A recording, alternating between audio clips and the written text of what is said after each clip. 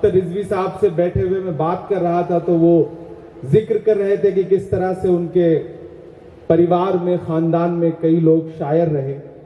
और जब कभी इकबाल अशर साहब शेर सुना रहे थे कि आज फिर याद कोई चोट पुरानी आई, तब भी अख्तर रिजवी साहब कह रहे थे कि ये शेर मेरे लिए ही सुनाया जा रहा है। तो माशाल्लाह बड़ा खूबसूरत माहौल है।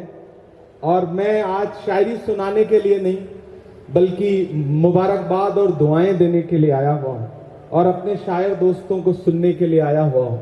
सबसे पहले तो अख्तर रिजवी साहब और रुबीना जी को इस बात की मुबारकबाद देता हूं कि आपने सोशल वर्क करके एजुकेशन के लिए जिस तरह से गरीब आवाम और इस मुल्क के जरूरतमंद लोगों के लिए अपने दरवाजे खोले और अपना वक्त लगाया उस फील्ड में, उसके लिए आप मुबारकबाद के मुस्तहिक हैं। वरना बहुत सारे लोग पैसा बहुत बना लेते हैं, दौलत बहुत कमा लेते हैं, लेकिन पैसा आने के बाद, दौलत आने के बाद अपनी मिट्टी और अपनी पहचान से दूर चले जाते हैं। सब खुमार जाता है, वक्त नशा उतार जाता है, जान जाती है सच अगर बोलूं, जान जाती है सच अगर बोलूं,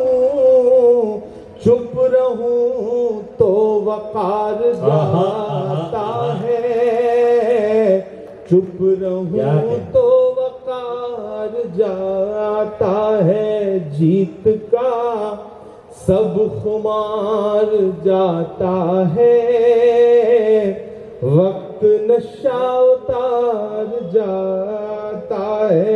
लपे आती है दुआ बन के तमन्ना मेरी, लपे आती है दुआ बन के तमन्ना मेरी, सुन ले तू आज ये फरियाद खुदाया मेरी, लपे आती है दुआ बन के तमन्ना मेरी, कि तेरे महबूब ने जिस सिमत किए थे सजदे, तेरे महबूब ने जिस सिमत किए थे सजदे, हुक्म से तेरे वो अस्हाब नबी के सजदे, हुक्म से तेरे वो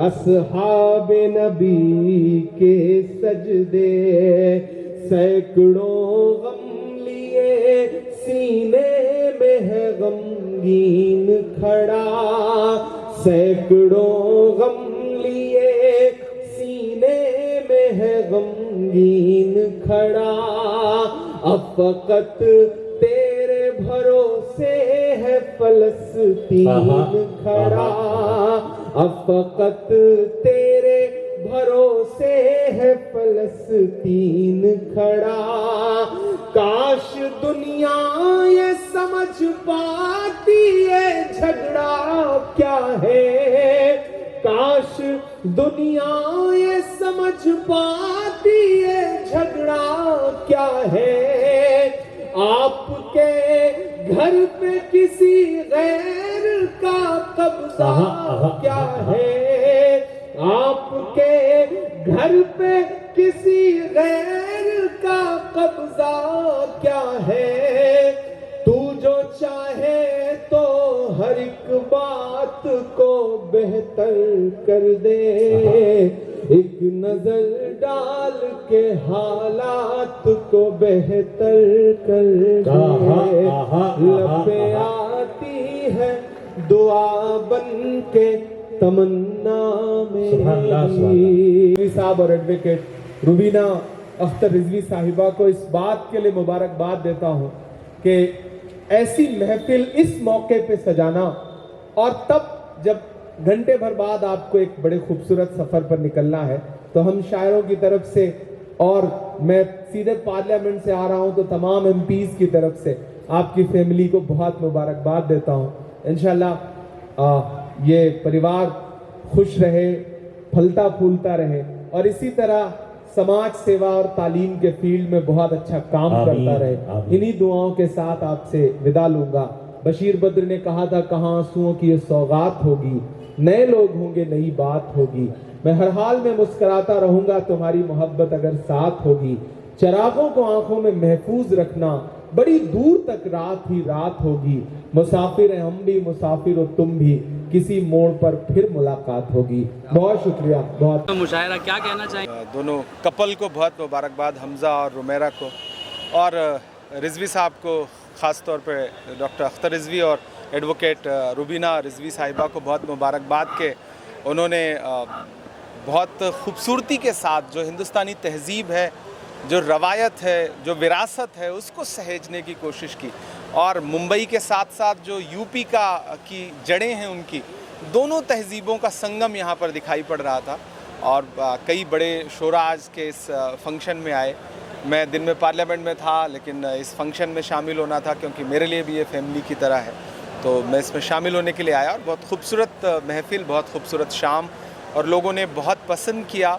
और अब ये चूँकि मदीने के सफ़र पर निकल रहे हैं, तो ये भी अपने आप में एक बहुत खूबसूरत संदेशा है कि दौलत और इज़्ज़त कमाने के बाद उस मदीने वाले से निस्बत इन्होंने अपनी बना के रखी हुई है और निकाह के लिए मदीना शरीफ को चुना है। तो ये इनकी खुशनसीबी है, इस परिवार की खुशनसीबी है, और हमारी दुआएं हैं कि ये परिवार इसी तरह से फलता फूलता रहे। एक बार फिर से बहुत मुबारकबाद। उर्दू अदब और इतने सारे बच्चे इस इदारे से जुड़े हैं, उसके बारे में आप क्या कहना? देखिए, रिजवी कॉलेज हमेशा से, और सोशल कॉज जो है उनका इस फैमिली का, वो हम लोग दिल्ली में बैठ के, यूपी में बैठ के सुनते रहते हैं। यूपी के इनके कॉलेजेस हों, महाराष्ट्र के इनके कॉलेजेस हों, मैं हमेशा उनकी तारीफ़ें सुनता रहता हूं। और हज़ार बच्चे यहाँ पढ़ाई कर रहे हैं और यहाँ से जा कर के पूरी दुनिया में नाम रोशन कर रहे हैं, अलग अलग फील्ड में, स्पोर्ट्स में, आर्ट में, साइंस में, टेक्नोलॉजी में। तो उन बच्चों को बहुत मुबारकबाद। और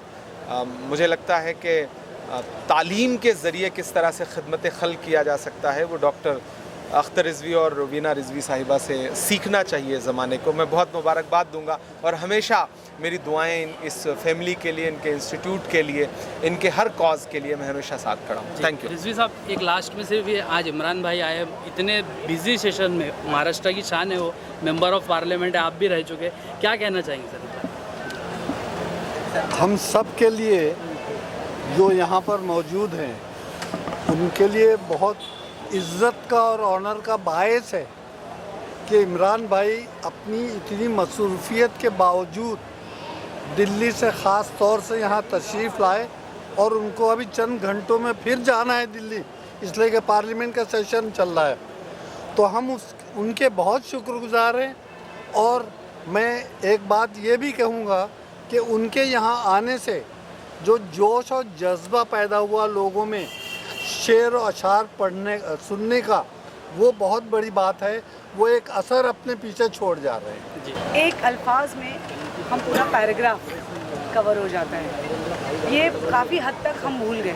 हम इंडियन हिस्ट्री भी भूल रहे हैं और वो तहज़ीब भी भूल रहे हैं। तो शायद रिजवी जैसे इदारे ने प्ले का बटन दबा दिया है। अब अक्सर और बहुत बार आप रिजवी के प्लेटफॉर्म पे, मैं दूसरों के बारे में तो नहीं, मगर रिजवी के प्लेटफॉर्म पे ये आप ज़रूर देखेंगे। मैम, मदीना आप लोग जाने वाले हैं निकाह के लिए, क्या कहना चाहेंगे? कितना फॉर्चुनेट, कितना लकी मानते हैं कि वहाँ पर ये फंक्शन एंजॉय करने का मौका मिलेगा आप लोगों को? देखिए, ये बच्चों की किस्मत है, ये मेरी और रिजवी साहब की कोशिश है।